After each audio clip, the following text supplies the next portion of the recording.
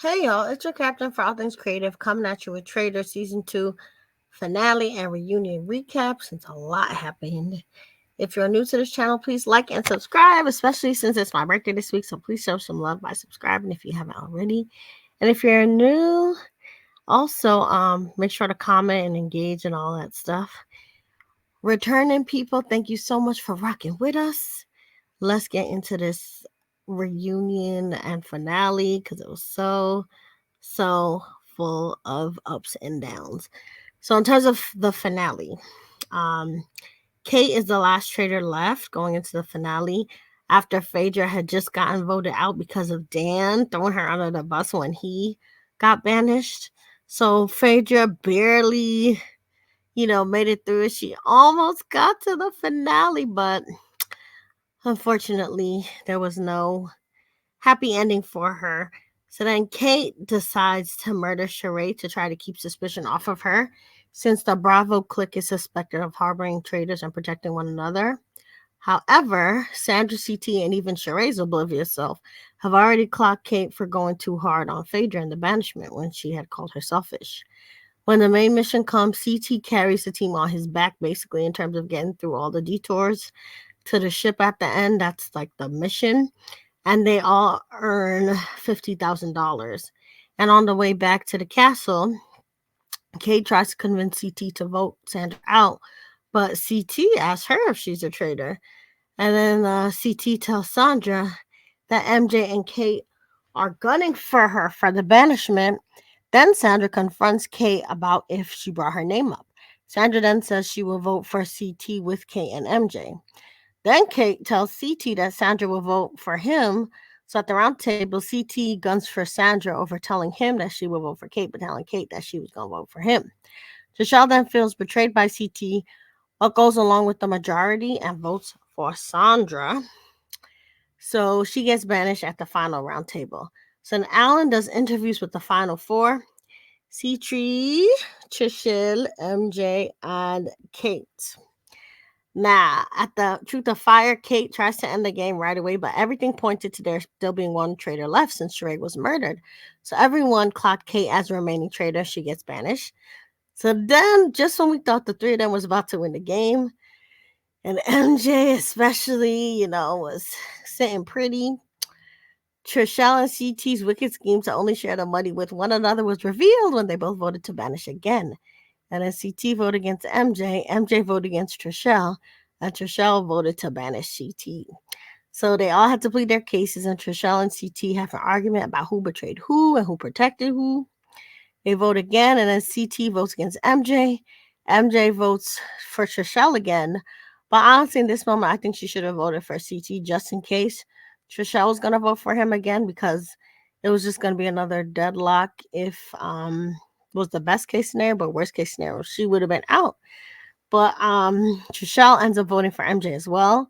And then MJ reveals that she's a faithful and walks away heated to the point that she starts speaking other languages in the confessional. She's like, Pajus, it's not fair. And then CT and Trishelle end the game together and win for the faithfuls. Now, I think CT deserved the money, but Trishelle, ever since, she was so wrong to Peppermint, I felt like her barrettes and her rhinestones should have been got sent home. But congratulations to both of them, since I'm not a hater like that. And Trishelle did work hard in the missions. So we get to the reunion, and this is the seating chart. I have shorts about what I thought were the best looks of the night for the women and the men. So check out my channel for that. But I will say that Phaedra got first seat, which she deserved, right next to Andy. Poverty is the other one on the other side of Andy, and then Dan was next to her with Kate. So a lot of the traders were on the left, but Phaedra and the winners were, on the other side, because even though Phaedra did not win, she was a winner at the end of the day. So I agreed with the seating chart for the most part. Now, let's see. The reunion footage starts with a montage of the highlights of the show. Then the cast watched the finale together, since at that point they didn't see who won, and Phaedra looked sad watching it since she knows she deserved to be at the final fire. Then MJ gets a chance to air her hurt about getting banished in the finale, But John told her that she had no right to feel grievances since CT and Trisha coordinated their win together. And during the season, I liked John, but honestly, he was caping so much for CT and Trisha just speaking up at the wrong time that he actually annoyed me during the reunion a lot. Another highlight was a section about the alleged showmances.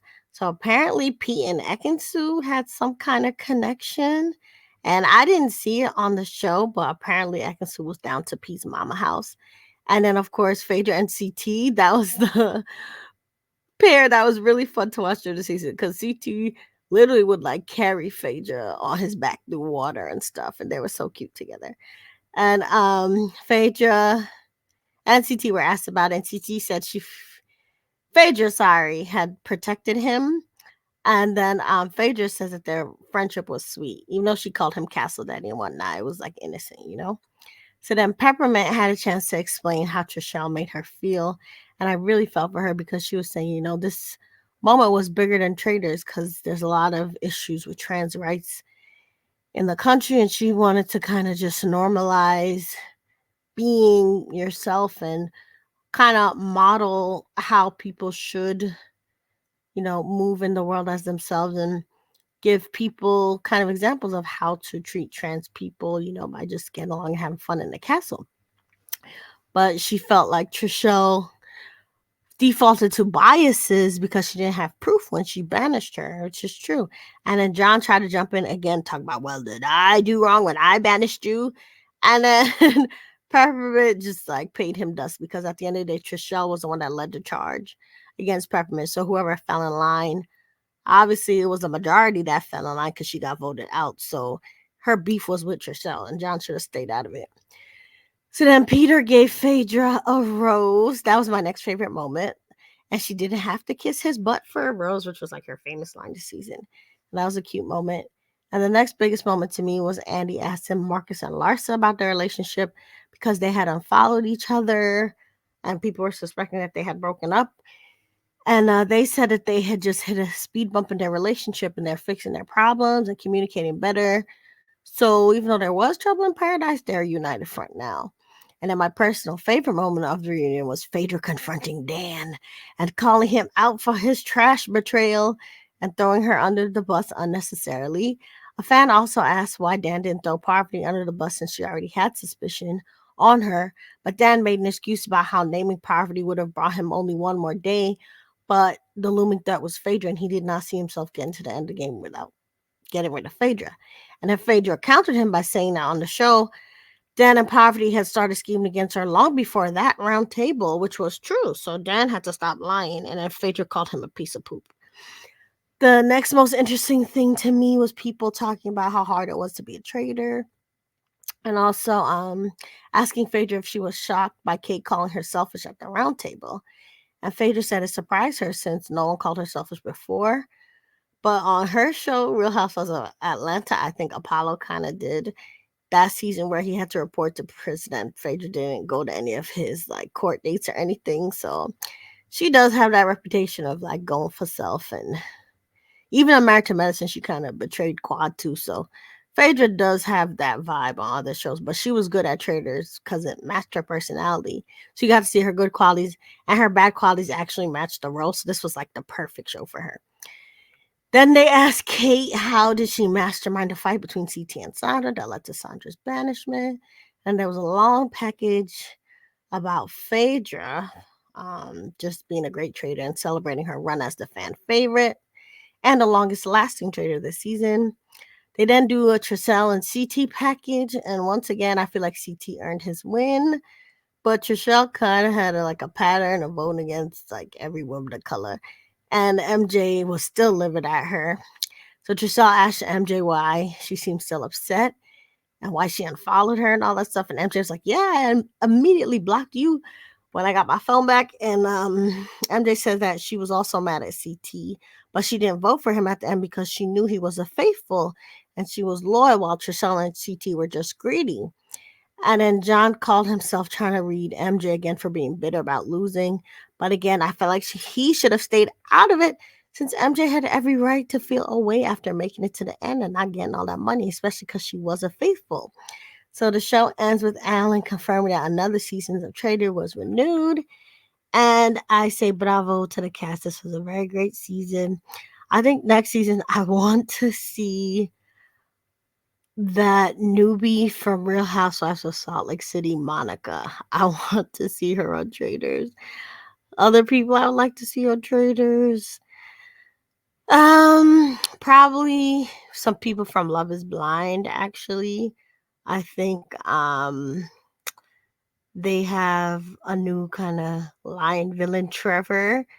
He wanted to be famous so bad and he lied about having a girlfriend and all that stuff, so he could be good on Traitors. But yeah, anybody, I'm sure they'll come up with a good cast. But another season they should do is maybe like a second chance season for people who left or were voted too soon, like Johnny Bananas. Obviously, he didn't get a fair shake and he might be bitter about it. So since they brought Kate back, I wouldn't mind seeing Johnny Bananas back next season. But say what you think in the comments. Who do you think should be on the next Traitors? What were your favorite highlights of the reunion and the season and the finale? And no matter what, remember you're the master of your fate and the captain of your soul.